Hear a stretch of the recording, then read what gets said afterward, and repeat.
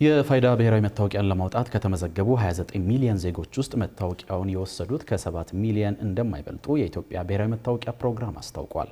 ተቋሙ ይህንን ያሳወቀው ከኢንፎርሜሽን መረብ ደህንነት አስተዳደር ጋር በጋራ በዲጂታል መታወቂያ ላይ አለ ያሉትን የማንነት መረጃ ስርቆት መጠበቅ የሚያስችል የዲጂታል የምስክር ወረቀት አገልግሎት የተመለከተ መግለጫ በጋራ በሰጡበት መርሃ ግብር ላይ ነው።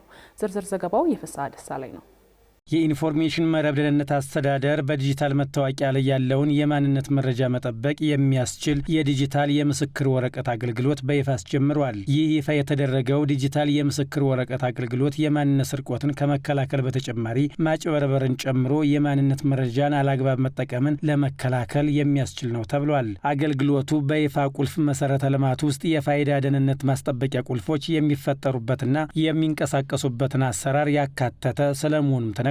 ከዚህ ቀደም ለኤሌክትሮኒክ ፓስፖርት ዲጂታል የምስክር ወረቀት አገልግሎት መስጠት የተጀመረ ሲሆን በተመሳሳይ የፋይዳ መታወቂያ የምስክር ወረቀት አገልግሎትም ህብረተሰቡ ደህንነቱ የተጠበቀ ዲጂታል መታወቂያ እንዲያገኝ ያስችላል ተብሏል። አገልግሎቱ በይፋ መጀመሩን አስመልክቶ መግለጫ የሰጡት የኢንፎርሜሽን መረብ ደህንነት አስተዳደር ዋና ዳይሬክተር ትዕግስት ሐሚድ የፋይዳ መታወቂያ ሰርተፊኬት አገልግሎት ጤና፣ ትምህርት፣ ባንክን ጨምሮ ሌሎች አገልግሎቶችን ለዜጎች ለማቅረብ ሁነኛ መንገድ ነው ብለዋል። ዋና ዳይሬክተሩ አክለውም ከዚህ በኋላ ለፋይዳ መታወቂያ የሚመዘገቡ ዜጎች የዲጂታል መታወቂያ የምስክር ወረቀት አገልግሎት ጭምር እንደሚሰጣቸው ተናግረዋል። ሁላችሁም የምታውቁት ፋይዳ የናሽናል አይዲ ፕሮግራማችን ከዚህ ቀደም አገልግሎት መስጠት ጀምሯል። ነገር ግን በዲጂታል ሰርቲፊኬት የራሳችንን ሎካል ሰርቲፊኬት እየተጠቀመ ሴኩር እንዲሆን አላደረግንም ነበር። በዚህ ረገድ ዛሬ ይህን ኪ ሴሬሞኒ እንድናደርግ በዋናነት የፈለግነው የኢንፎርሜሽን መረብ ደህንነት አስተዳደር የሩት ሰርቲፊኬት ባለስልጣን አገልግሎት ሆኖ ይሰራል።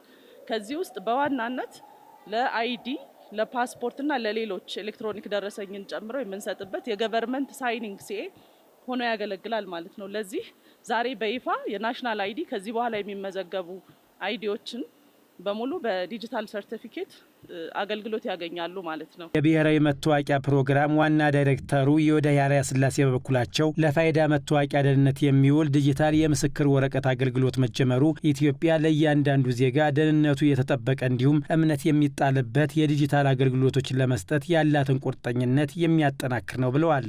ይህ እንዳለ ሆኖ እስካሁን ድረስ በኢትዮጵያ 29 ሚሊዮን ዜጎች የፋይዳ መታወቂያ ለማውጣት መመዝገባቸውን የጠቀሱት ዋና ዳይሬክተሩ ከነዚህ ውስጥ የፋይዳ መታወቂያውን የወሰዱት ግማሽን እንኳን እንደማይሞሉ ተናግረዋል። ላለፉት 3 ዓመታት በፓይለት ደረጃ ጀምሮ አሁን ይቀጥስ ያለ እየሰፋ ወደ 29 ሚሊዮን ሰዎች የተመዘገቡበት ስርዓት ነው።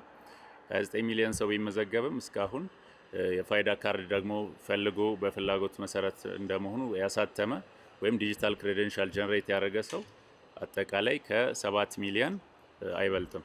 የብሔራዊ መታወቂያ ፕሮግራም ዋና ዳይሬክተሩ ጨምረውም ከዚህ ቀደም ሲሰጥ የነበረው የፋይዳ ዲጂታል መታወቂያ ከብሔራዊ ቁልፍ መሰረተ ልማት የዲጂታል ሰርቲፊኬት አገልግሎት ጋር የተዛመደ እንዳልነበረም ተናግረዋል። ሆኖም አሁን ይፋ የተደረገው የዲጂታል ሰርቲፊኬት አገልግሎት አሰራር ግን ትስስሩን የሚፈጥር መሆኑን ጠቁመዋል።